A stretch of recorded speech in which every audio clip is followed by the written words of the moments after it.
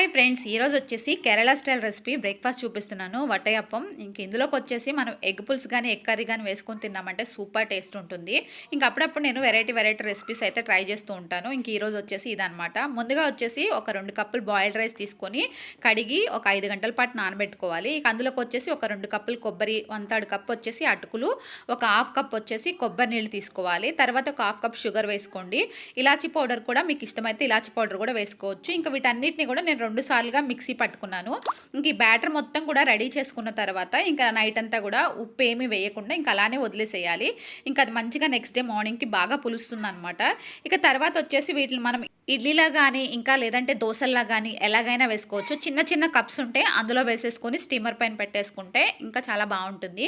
ఇంకా నేను ఒక కప్పులో అయితే ట్రై చేస్తున్నాను, నా దగ్గర వేరే కప్స్ ఏమి లేవు కాబట్టి. ఇంకా తర్వాత వచ్చేసి ఇందులోకి ఎగ్ పుల్స్ చేశాను. వీడియో కనుక నచ్చితే లైక్ చేయండి, షేర్ చేయండి, సబ్స్క్రైబ్ చేయండి.